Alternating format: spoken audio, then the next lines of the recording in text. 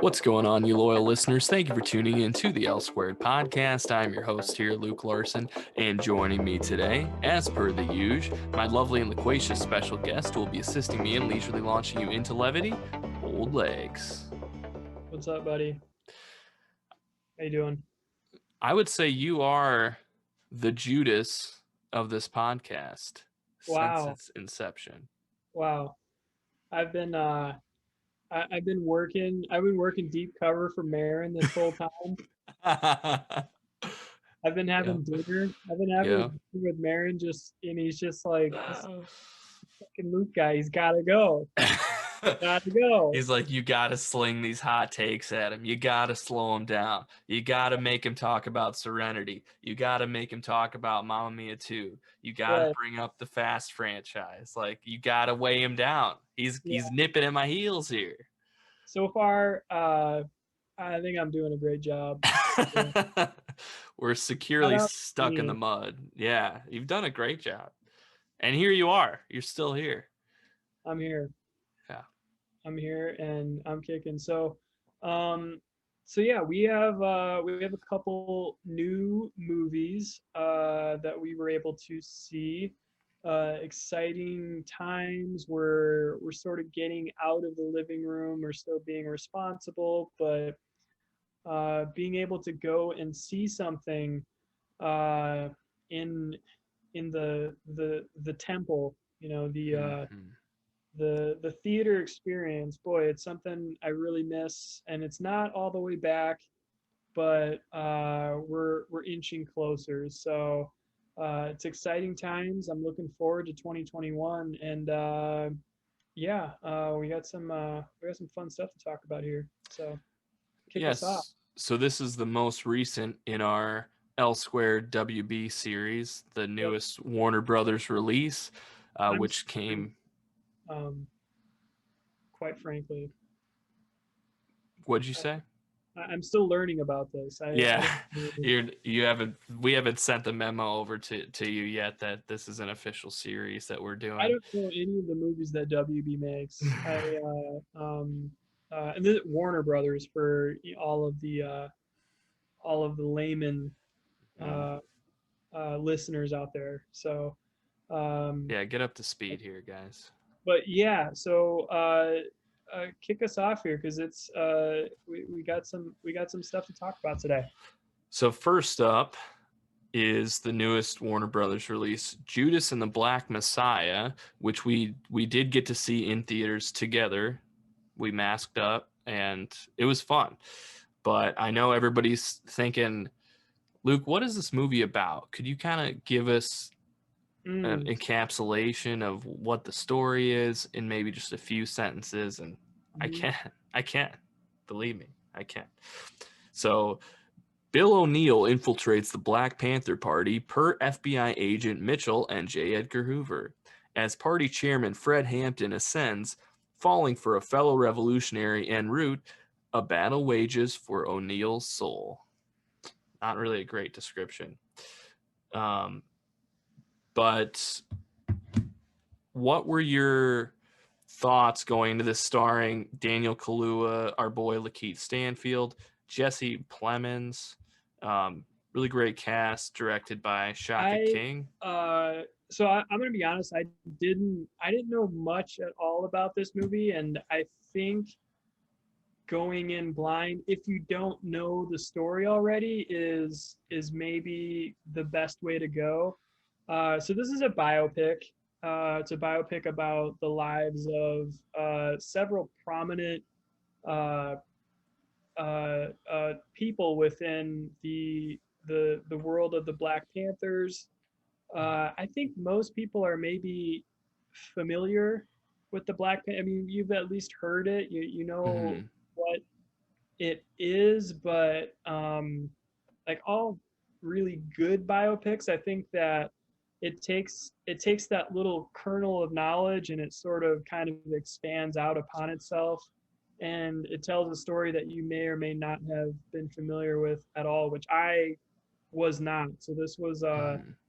this was it was incredibly informative and The performances were all top notch, and I really enjoyed this movie. What did you think? What was your thoughts coming in? I am a revolutionary. I am a revolutionary. The That's trailer got you, right? the trailer got I me. never saw it. Oh, I you missed. didn't. Yeah. So I think I saw it like last fall or last summer. Because I think it was initially gonna be like a Is this 2021. release It is. technically? It's technically. I believe it is technically now a 2021 release. I'll have to look into it. But I think their initial plan was to have this be an Oscar movie that they would sneak in right at the end of 2020 and Yeah. then get its wide release later, which is what it feels like. I believe that was the initial plan for it. And then obviously the world shut down, so it kind of changed our how we do things. So that trailer really got me. So I was really excited for it. And then when Warner Brothers announced that they're obviously releasing their slate on HBO Max, sponsor of this series for us, shout out. I was super excited to see it. The trailer got me.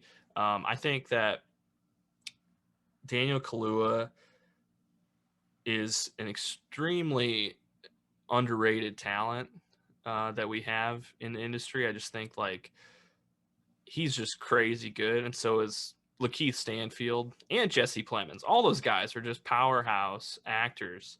And even in this film, especially like even Dominique Fishback, who I haven't seen before, I thought she did a great job Yeah. as I his girl. I I I want to. Do we want to? Do we want to do a little Daniel Kaluuya here? Because I Yeah, like this. For me, this was kind of like the I'd seen him. I think I've seen him in almost everything he's been in.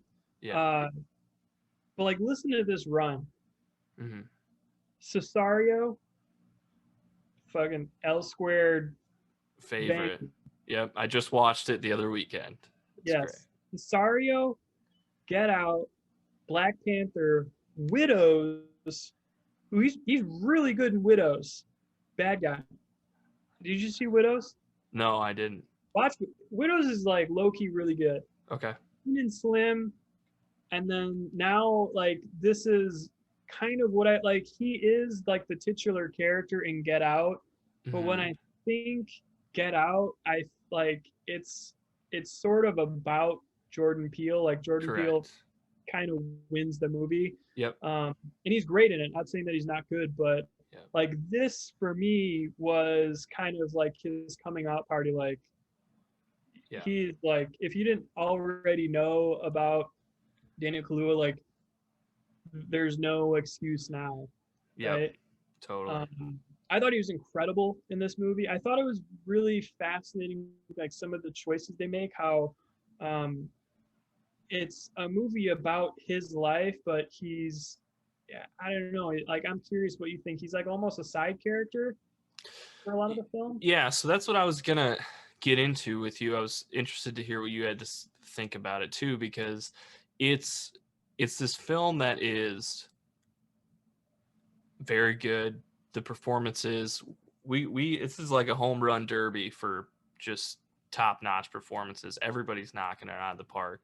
It's, but I think that I was trying to think about it, and I think that it might suffer a little bit from the black mass phenomenon, where that's just a term that I just coined right now, where Black Mass has this great performance from Johnny Depp, and that's kind of what we think of. But the through line is, I know it was a long time ago, so it's hard to remember Johnny Where Depp giving a good where are you going performance. with this? So they in that movie they tried to have a through line through Joel Edgerton as the FBI agent who like Yeah, kind of bribes people, but they sort of, I think because Johnny Depp's performance was so great, they sort of like spend a lot of time with him, which they should, but I think the through line sort of suffers because we don't really spend enough time on Joel Edgerton's character or Johnny Depp's character to really get a full through line.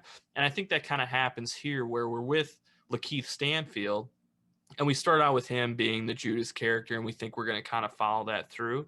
But then obviously Daniel Kaluuya comes in and really steals it, and then we spend some more time with him, and so it's, I think that the story suffers a little bit from kind of being like half LaKeith Stanfield's story and then half Daniel Kaluuya's, and I'm not sure, because I was trying to think, like, it's, this movie's powerful, it's very, like you said, educational. I think what I always knew about the Black Panthers was that it was a movement for, it was a civil rights movement that was labeled as a terrorist organization, and it just like disappeared after the 70s. Like, that's all I really knew about it.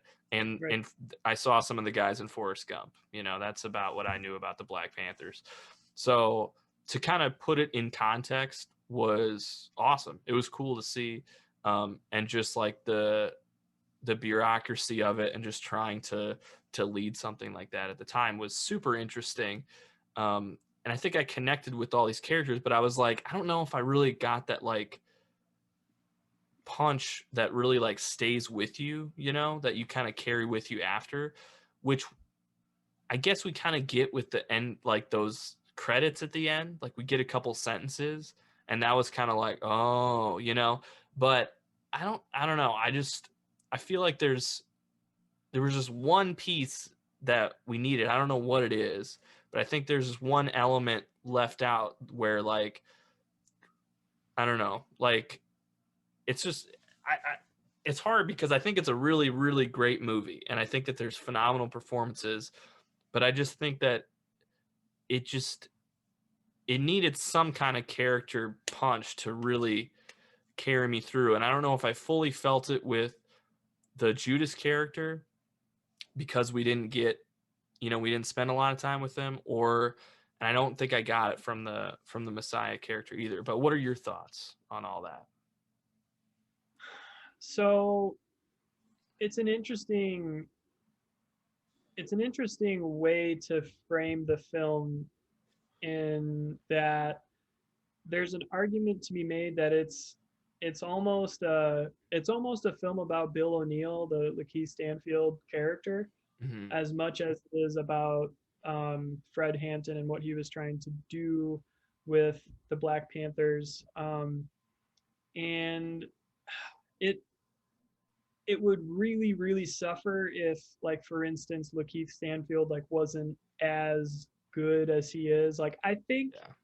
I don't know, like I think they're both really, really good in this movie, but like the LaKeith Stanfield part is more difficult to pull off, because he is, honestly, like, he's not Not a really redeemable. person, yeah. Yeah. But I like, there's like this little shred of me that has like sympathy and remorse for his situation. So like the shootout is kind of like the climax of it, or like the assault by the police, Yeah. which really resonates in today's climate. But the scene that really got me, that was like kind of the gut punch, was uh, it's right after the Fred Hampton speech, the one that you referenced in the trailer, Mm-hmm. where he's out of jail, he's back, and they're just at the apartment. They're deciding, like, okay, what can we do? Because we know this isn't over, right? Yeah. We know that fucking J. Edgar Hoover, who the stark contrast between Martin Sheen and Leonardo DiCaprio, it's like, Yeah. wow. Which is great, because I love Martin Sheen, but like, J. Yeah. Edgar's a fucking piece of shit, so Yeah. fuck him, and that was perfect. But the scene that really got me was when, when Bill O'Neal, when he's faced with this, I have to poison this man who I've come to respect and love, and probably really buy into what, like, he's trying to do. Yeah. And the contrast between his dilemma and just right before he makes this decision, Fred Hampton is like, I'm not going to take this money. I will go back to jail. He's giving himself up, something that the Bill O'Neal character refuses to do, right? And so, and you see it in his, like, the remorse, like he's like, I wish I was as good a man as you, but I'm not. Yeah. Right. And that's the movie right there. He gives him the drink, and that's it. His fate has been sealed. And there's really no more Black Panthers after that. So Yeah. or at least they're their incredibly charismatic leader has been killed. Yeah. So that was the scene for me that really got me. Just like the contrast between those two characters, where you see it in his eyes, where he's like, I can't do the thing that you're just willing to do, to sacrifice yourself. Yeah. It's sad. It is sad. Right? So that's a good point. Yeah. And it's one that it's like, we still have never named this genre, but movies that are really good that you don't necessarily know if you want to watch again, you know? This like is almost there, but I'll see it again. I mean, the performances are so good that it's hard not to go back. Another common theme in this short Warner Brothers series, bad police work shows up again. The little things, and then this, is it? yeah. I tell you what, between like the gray characters in this, the LaKeith Stanfield part, and then just Jesse Plemons, who it's just good to be Jesse Plemons, I guess. Everything. And he essentially elevates everything. I swear to God, like, it's just, there's a prestige fucking something being released, and here's Jesse. He just kind of weasels his way in there. Yeah. Which is wild, considering, like, 10 years ago he was just Landry from Friday Night Lights. So good job by him. He's great. Is he our new Philip Seymour Hoffman? Wow. Is that a hot take? Alongside Philip Seymour Hoffman in The Master. In The Master, yeah, his own blood. He's got a long ways to go, but he's certainly on track. We're not gonna. Sorry. We'll table our I'm thinking of ending things talk for when we go Razzies this year. That didn't do it for me. But yeah, I don't know. I really, this movie is a tough hang. You're right. But I think, again, it sort of reminded me of one of those things, like we talked about this when we did our Watchmen thing, where it was like, shit, like, should I have known about this, right? Where, the Tulsa Massacre educates all these people about, something, that was horrible that happened, that's in our history, and more people should know about it. But I didn't know anything about the story, so. I didn't either. I never heard of Fred Hampton. I never really knew anything. Yeah, I mean, I never heard of Fred Hampton before this, and never really heard much about the Black Panthers, which is kind of a footnote. And I think that's what J. Edgar Hoover wanted, and that's what he got. Something else I was thinking about over, and I'm glad we kind of waited a couple days, because it gave me some time to kind of think about not just this movie, but I'm curious, this is a biopic, and we do see, I really hope that this is a this year's Oscars movie. I hope so too. to release it near the Oscars and make a push for these people because they are absolutely deserving, and I'd love to see all of them nominated here. But Yeah. I'm curious, like your thoughts on, because I was thinking about this and sort of the how I usually find out about these things or educate myself. Are you a biopic or documentary person?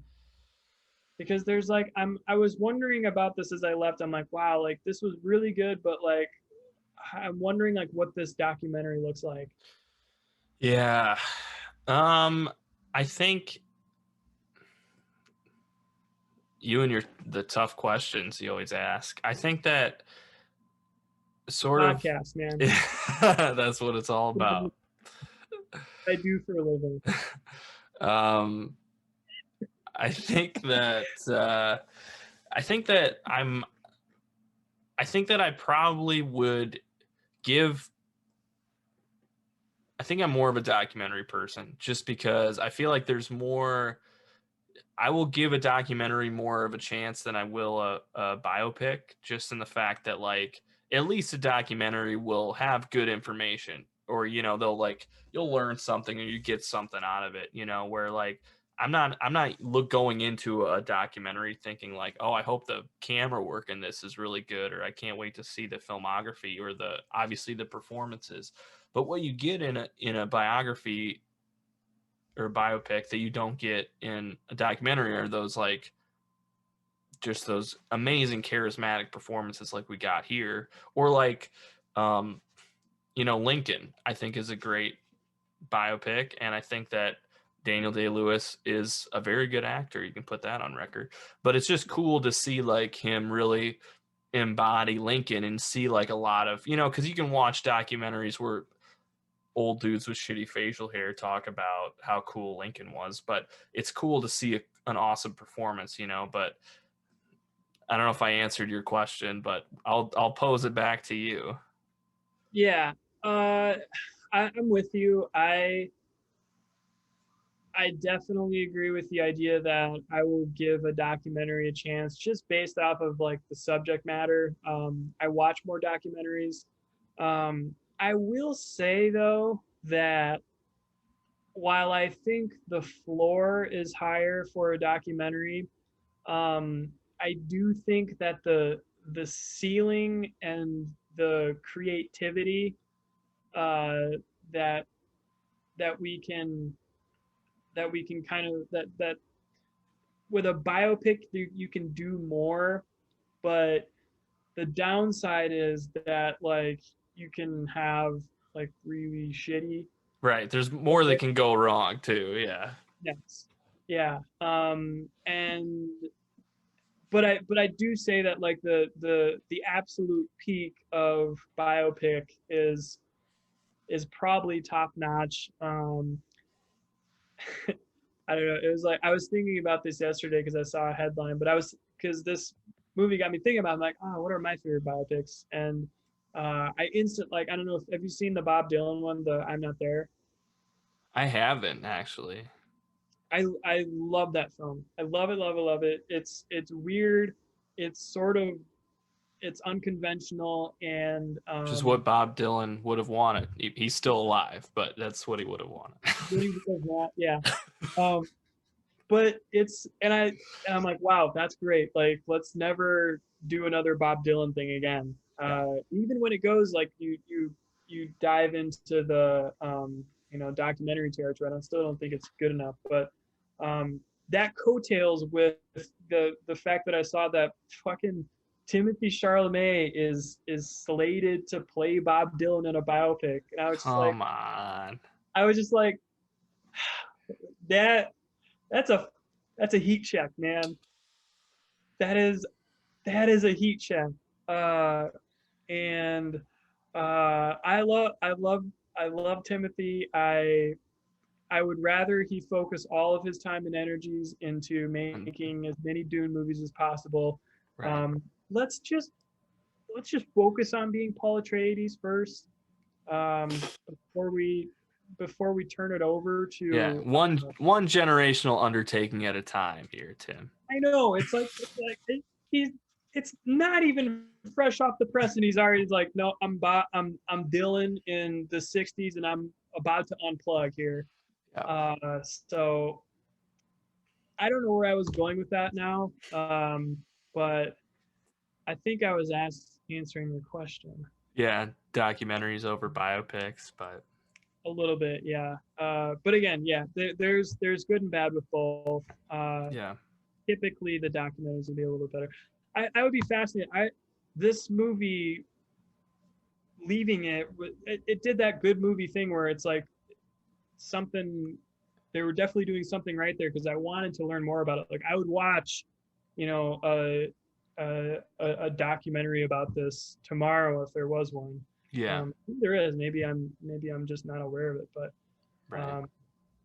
so That is the thing that a biopic I think has over a documentary too. Maybe it's just like reaching us because there very well could be a Black Panther documentary out there that we don't know about, but the fact that they made this feature film biopic and it's so good, like we were both excited to see it. We went out and saw it, and like if even if they had announced like, hey, we're doing a Black Panther documentary, we would probably be like, oh, we'll check it out at some point, but just like getting this great artistic push behind it and just being able to get to see more eyes, especially going on HBO Max and having it portrayed there as, entertainment is just like for the masses, for so many more millions of people will get to see it and then hopefully be in the place that we're both in where it's like, yeah, we want to know more about it.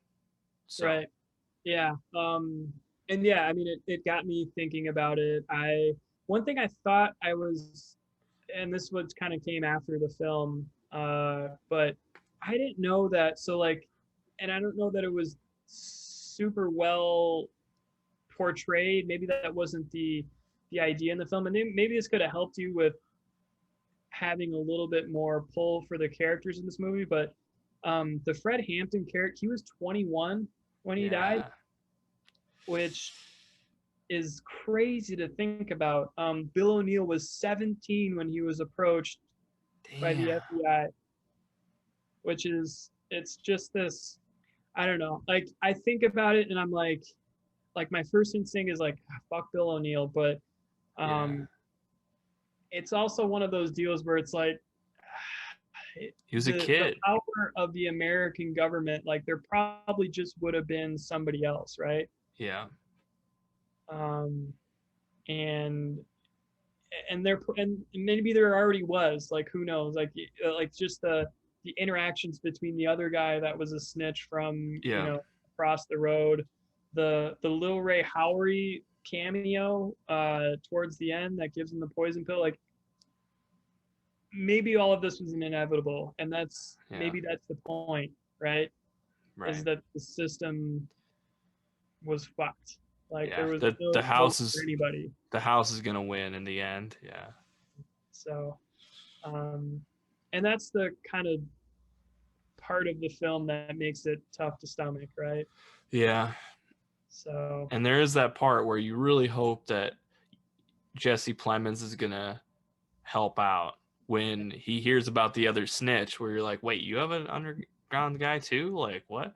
And they're like, yeah, it makes it easy. We could just follow him around with an arrest warrant. And then he was like, oh, cool. Everyone's just like outpouring of love for Jesse Plemons that makes you think there's like, maybe this guy will come through for us, but he's fucking not going to do it. No.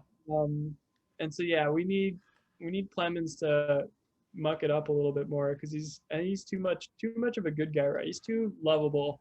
Yeah. Not to say that he was bad in this because he's good and everything, but yeah. I will just say, just go out, watch it. Granted, you can see it in your living room tonight. We didn't talk enough about Dominique Fishback, but I thought she was really, really, really good in this film. So good. Like the understated, not, especially when you have that kind of like dueling pianos thing going back and forth, where so much bravado from the two main characters that you need somebody to be not at like, you know, doing Will Ferrell bad cop bad cop. So Yeah. I really enjoyed her performance. And again, like let's hope that this comes around for this Yeah. year's Oscars, because I think it would be doing it a disservice to have to wait all the way until, you know, essentially this time next year to start talking about this again. So Right. Yeah, and I think it's worth bringing up too. Again, just the same point you made was just like the job she had to do of to not get swallowed up by the planet that was Daniel Kaluuya's performance. You know, to not be swallowed up by it, but also to not ham it up and try and flail around it and give too much, but just to just be a genuine, sincere performance that was her own and that was incredible. I think, like you said, all these actors deserve at least nominations for this. So they have the L squared seal of approval. Hopefully that'll get them through the door. yeah, we're starting to push today. Yeah. So Yep. That's uh, right. yeah, Hashtag L yeah, squared approved. that is absolutely, and I'm sure they're going to be really excited to hear that Yeah. that they got us in their corners. So Yeah. that's Judas and the Black Messiah. Go out and see that. We have this. I'm guys not going to believe, but we got another film for you here. Yeah. We saw 2 movies in theaters this weekend. And Yep. this one was a very nice, needed palate cleanser, I would say, Yes. after Judas. The film Minari, which did come out in 2020, and it finally came to where we're at in theaters, so we got to go see it from our good pals over at A24, old friends of the show. Old friends. Yep. It was good to see him again, spend some time, been a little bit. You forget how you do. Introduce the movie So Minari. Minari, Read it. a Korean family starts a farm in 1980s Arkansas. You're not actually looking at the page. That's it. It's on there. That's all it says. Nothing more. Yeah. Directed by Well, Lee Isaac Chung, starring the great Stephen Yoon, Yuri Han, Alan Kim, Noel Cho, and a bunch of other people. So, what were your thoughts going into this film? again, thank you for teeing me up there. You're welcome. You also ask very good questions. I was interested in this because again, we basically have season tickets saying A24. Even though First Cow was the last one we saw. Yeah, it's getting a little like a little film bro, you know, douchey like A24. I feel like that was our territory. I don't know, like all of these kids rolling up with their rolled up jeans and in their denim jackets, like get out of here. So this is an A24 joint. It's Stephen Yoon, who I think I'm not surprised of like the trajectory of his career, but to come from something as big as The Walking Dead and to really, really bust out with not just like good films, but like I think like prestige, like level films and performances. His performance here and then in Burning, which I believe was a 2019 release. Or 2018 even. 2018, perhaps. Thank you, internet moderator. Somewhere in the range. We talked about it on a podcast. But I think it's a really incredible turn, and you're not far off with that very short description of the film. This is essentially just let's start a farm. Yep. And it's Farmville, basically. and this movie is unlike First Cow. Even though there are some strong First Cow vibes, there Yeah. is of stuff at night to make the thing go. Um, this film was actually fun and very, very.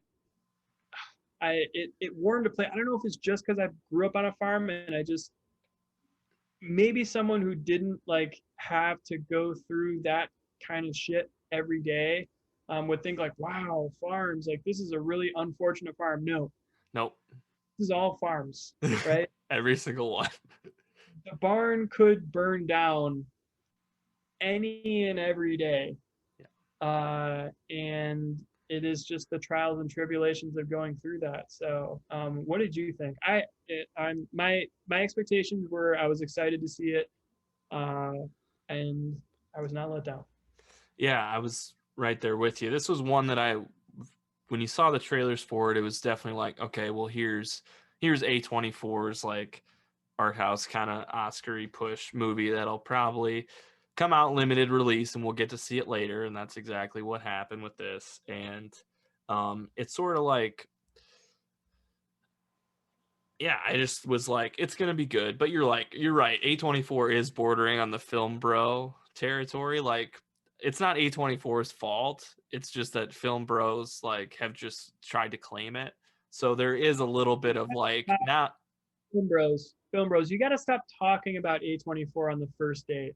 Yeah. Like Great. that you can't let A24 be a personality trait. I'm sorry. Correct. Okay. Girls don't care. All right. I hardly care. If you go on a date with me, like I don't know, like you and I would be the ones who would care, and we don't even care. Like, bring that up. It's like, you want to know what my favorite A24? Fucking Lobster. Okay, I'm out of this. That was before their time. Yeah, they don't even know. So, but continue. No, I agree. So like that being said, you're sort of like, do I publicly want to make it known that I'm like excited about an A24 movie? Not because I always am. Like that's the thing is like, yeah, A24 puts out interesting product and we typically enjoy it. So we're probably going to be excited to see whatever they put out. But it's just like freaking hashtag film Twitter. The minute a trailer drops, all these dumbass, 20-year-old white boys are like, oh, this film is going to be so powerful and I can't wait to see the da-da-da. And you're like, shut the fuck up, and then it's like, wait, am I just looking in a mirror right now? But it's great. I mean, this is what First Cow wishes it was, and I think it's just, it really did. I think it surpassed my expectations. Like I thought it was going to be a good, family drama, whatever, but I just instantly connected hard with it. I think it's just so beautiful. And like, there were times in my childhood where we lived in a mobile home. So just like being in that mobile home environment with a little kid and his grandma hit very close to home with me. But it's just like unbelievably relatable and beautiful. And I loved the family dynamics, felt very real. It did not feel like dramatized or like souped up, for a film. It was. It didn't feel like Adrian telling Rocky not to fight. Correct. Where it's like, oh my God, Adrian again? Like, you're gonna do this again? Yeah. Like, you really like this? Is this the only move you have? And but no, like the wife played by Carrie Hand was, she kind of had a point, Mm-hmm. like a lot of it was, I mean, a lot of it was kind of built on smoke and mirrors. The previous owner couldn't grow anything there, and that's why they got it so cheap. And it's like, no, this is definitely going to work out. And you got, I'll tell you what, and I'm sorry, this is the last time I'm going to bring up First Cow. But what First Cow didn't have is it didn't have Will Patton carrying a cross on Sundays. That's true. It's kind of what it felt like to watch First Cow. where I'm just watching First Cow, and there's people that are just driving by me, and they're just like laughing. They're just like they're having a great time. They're enjoying their life, and I am just sludging along. I'm happy, Yep. okay, and I'm doing the Lord's work, but Yeah. because somebody's got to do this podcast, right? Yep. But yes, that's what it felt like, and that movie didn't have Will Pat. Every man, I again like this was a even from the kid actors, like all of the performances were so strong, but Yeah. gosh, Will Patton was so freaking funny in this movie. Uh, the exorcism talk, the like, I just like I can see like I can already see my dad, and I can see myself like a weirder version of that 40 years from now. I'm just like, yeah, that's probably it for me Yep. right there. Yep. Um, and I loved it. Like it was good. It was good all around. Yeah, it wouldn't surprise me if I called you in 40 years and was like, "Hey, I was just like seeing if I got this crazy hair idea. Maybe we could dust off the old L squared pod and record one for old time's sake." And then you're like, meanwhile, I've been trying to call you for weeks and haven't been able to get a hold of you, and finally you're like, "Yeah, sorry, I met this guy. I was delivering a tractor for him, and now I've basically offered myself as an indentured servant, so I'm helping him dig, and I think his place might be haunted, so I have to go back in there this weekend and do an exorcism, and so I kind of Yeah, got my hands tied here. yeah, I wouldn't really bat an eye. I'd be like, yeah. I mean, that's not even the craziest thing you've ever told me as a reason why you can't record. So right.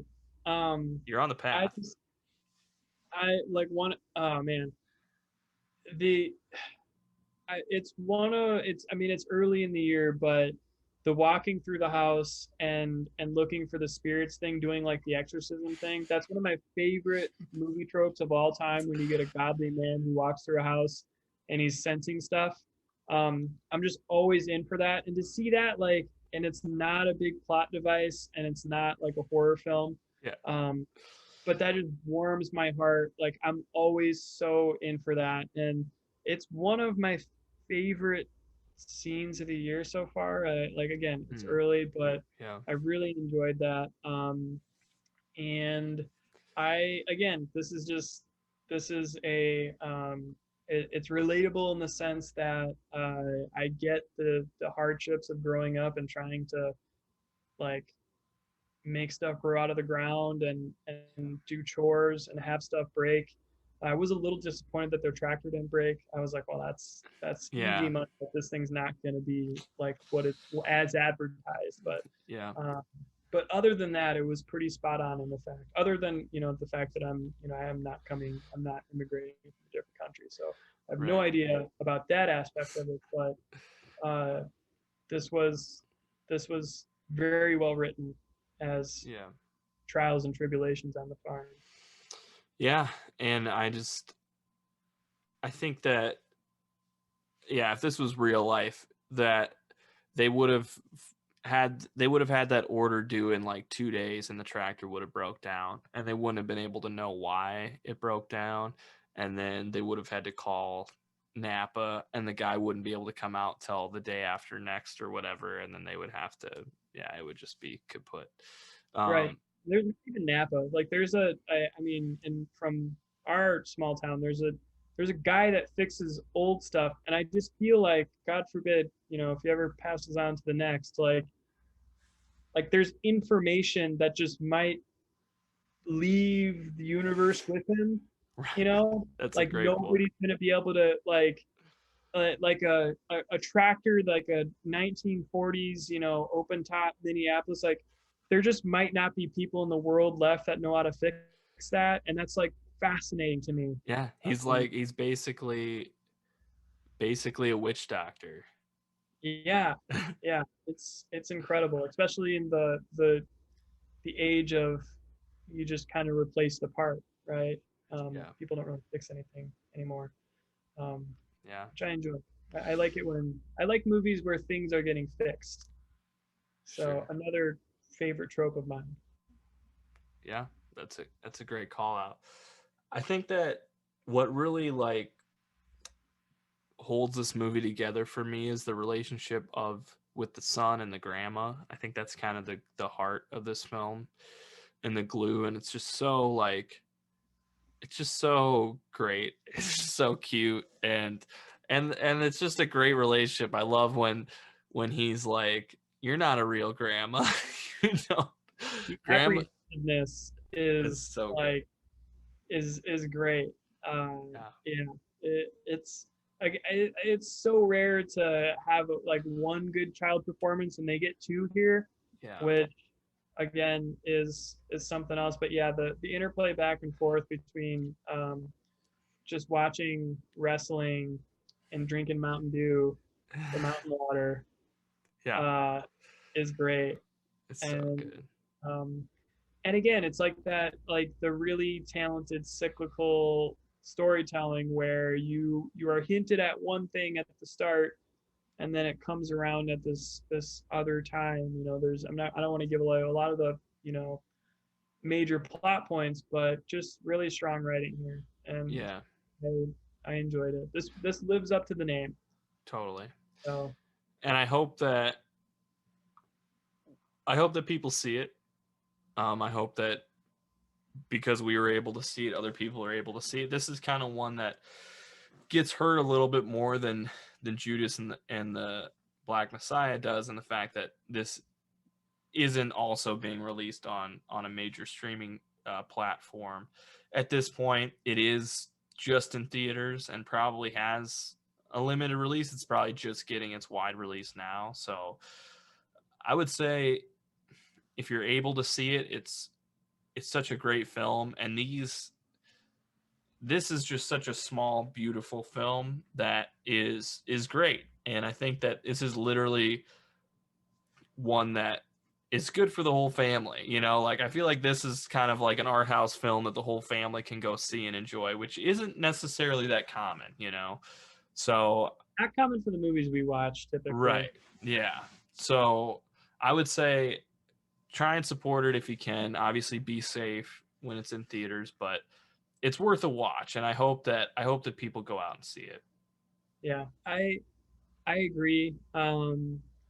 It's we already sort of knew about Stephen Yu, but but learning about some of the other actors, actresses in this film, I think is really, I think they're all really great, and I'm excited to see what they do.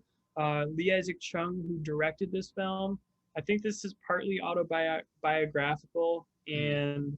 and I'm excited to see sort of what he does next. I hadn't ever really seen anything that he had done previous to this, so this was kind of my first exposure. Yeah. You're gonna, you need to hold on to your. I'm about to break news Okay. on the podcast here. One of the longest standing jokes, inside jokes that we have every year when we do our top 10 list. The ceremonial Your Name, where I forget a film that I already had last year. Um, Ladies and gentlemen, we could actually see Your Name coming back to the list because Lee Isaac Chung, director of Minari, is announced to direct the live version of that film coming later on. You can't write it, Can't do it any right? better than that. Eh, It's going to be confusing again. You know, who knows? Maybe the animated and the live version make my list. I don't know. yeah. But it makes me excited. It makes me excited for the future. It makes me excited to watch these people and see what they can create because Yeah. it brings me great joy. And the best part is you recommended that I see that back in 2016, and I have still not seen it. So I that's keep putting it on the list again. every year it's on the list. I boy, infiltrating this podcast. It is not It's not easy. easy. Yeah, they're Not gonna easy. have to up your pay a little bit. Um, I'm pretty sure I should just start doing these solo. We'll just do it on the Zoom. Just put up like a black square, like it can be like my students in class. Just Luke Larson. Yep. Okay. Just and my just name. put it up on mute. And I'll just like, you know, I'm not even gonna say it. Let me cook, but so much. But you know, I don't know another way we're gonna get the Serenity Pod done. Honestly. Yeah. People are still talking about Serenity. How many Yeah. years has it been? It's been a while, yeah. It's a real thing, Yeah. right? Luke hasn't seen Game of Thrones or Serenity. I don't even know why you host a podcast. True. Well, if you want to find out why I host a podcast, you can find me on Twitter at LukeLarson89, find us at L2 Podcast, on Instagram, on Twitter. You can find us at L2 Podcast on Facebook. Find us on all your podcasting platforms. Give us a like, give us a follow. We're on YouTube if you want to see our ugly mugs. Check us out. Let us know when you see these movies, and we will see you in the next one.